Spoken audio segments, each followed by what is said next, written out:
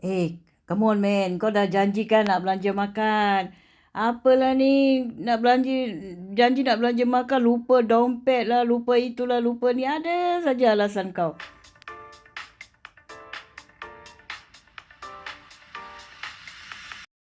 Hai, apa khabar anda semua? Anda dengar tadi ya kawan kita tu agak marah jugalah kerana temannya sudah janji seminggu nak belanja makan ya. Tiba masanya dia kata lupa dompet lah dan sebagainya. Macam-macam ya manusia di dunia ini. Ya, dalam praktikan kejujuran ya, dapat kita diwujudkan dengan perkataan, tindakan dan pekerjaan terhadap diri sendiri ataupun orang lain ya. Kita membiasakan perilaku jujur dan akan memberi banyak lagi diri sendiri dan orang-orang di sekitar kita. Sikap sederhana ini mampu menjauhkan diri dari tindakan yang melanggar norma dan mendatangkan kepercayaan dari orang lain. Ya, itu dia. Perlu ya dalam kehidupan kita sehari-hari. Jadi selain pada itu, perilaku jujur juga dapat memberi kebahagiaan untuk diri kita sendiri dan sesama ya. Ada banyak contoh perilaku jujur yang boleh kita kata orang diterapkan dalam kehidupan sehari-hari mulai daripada anak-anak hingga seorang dewasa ya. Ya, kita berilah contoh kepada anak-anak kita ya. Jadi kata orang mengakui kesalahan, artinya orang yang jujur tu mengakui kesalahannya. Yang ada orang kalau ego ya, dia tak nak mengaku dia buat salah pun dia kata dia tetap betul dan dia menyalahkan orang lain ya. Kembalikan uang ya, sisa kita belanja kita kirim tu, lebihnya kembalikan yang pada yang memesan tadi ya. Katakanlah aku memesan seseorang ya Yanti pergi pasar beli barang, jadi bakinya pulangkan balik pada kita ya. Jangan buat tak tahu, buat bodoh saja, itu pun tidak boleh. Jadi memberitahu hasil ujian sekolah yang sebenarnya kepada orang tua kita, tidak mengambil barang anggota keluarga dengan sebarangan tanpa izin ya. Jangan kata orang tidak menggunakan uang segalanya lah, uang sebarangan ya. Jadi kita jangan berbohong atas nama keluarga, menyebut nama keluarga ini semua tidak boleh ya. Ya, itu dia. Ya, memang dibenci sesiapa saja kalau orang itu tidak jujur ya, walaupun dalam rumah tangga, persahabatan dan orang keliling kita. Perilaku ni kata orang penuh dengan kepuraan ya, kebohongan, tentunya dapat merugikan orang lain dalam berbagai aspek ya kehidupan. Sementara itu perilaku ya, kata orang berperilaku jujur dah adil dapat menegakkan keadilan.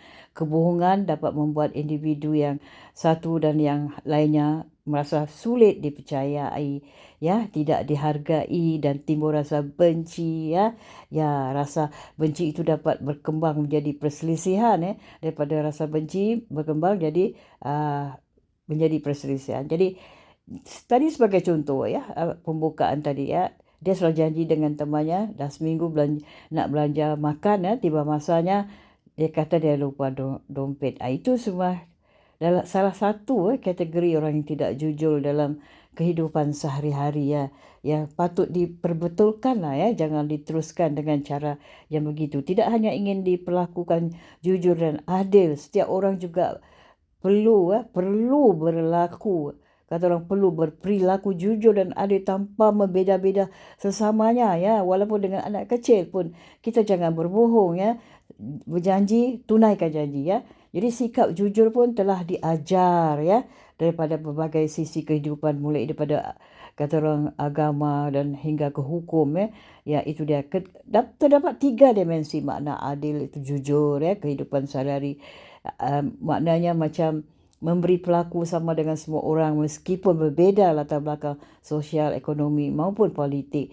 Jadi dalam konsep keseimbangan makna adil tidak wajib adanya kesamaan kerana keperilaku adil juga boleh ditentukan berdasarkan kadar-kadar yang dimaksudkan adalah banyaknya sikap adil yang seimbang sesuai dengan tujuan sebelumnya. Ya, maksudnya gini, kalau kita tidak jujur pada semua, walaupun orang dewasa, anak kecil dengan anak kecil ke ya, kita dengan anak kecil jangan kita pupuk semangat yang membohong yang daripada kecil mereka sudah membenci kita kerana tidak jujurnya kita mempermain-mainkan janji. Seperti kawan kita tadi ya, sudah janji nak belanja makan tapi dia buat-buat lupa, mengatakan dia lupa bawa dompet. Ini semua tidak benar.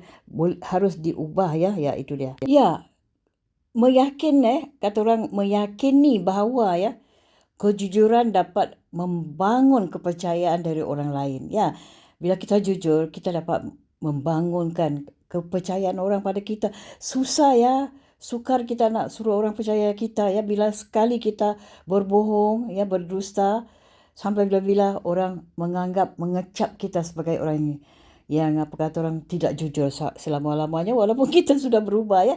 Jadi kepercayaan dari orang lain menjadi modal ya, yang penting untuk meraih kejayaan di masa depan. Jadi melatih diri kita, anak-anak kita, keluarga kita untuk mengatakan kebenaran.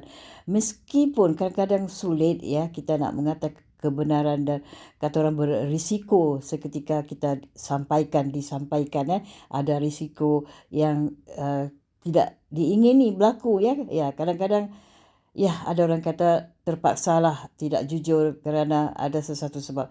Jadi tidak jarang kebenaran mengandung risiko, tidak semuanya lah. Seperti merugikan pihak lain, menimbulkan apa kata orang perbezaan kalangan masyarakat atau terdampak negatif terhadap diri sendiri ya. Oleh kerana itu, kerana kita ni kebenaran itu disampaikan harus dilakukan dengan cara kata orang yang boleh jadi kebaikan untuk mereka lah ya, bukan untuk menimbulkan risiko-risiko lain yang tidak kita ingin.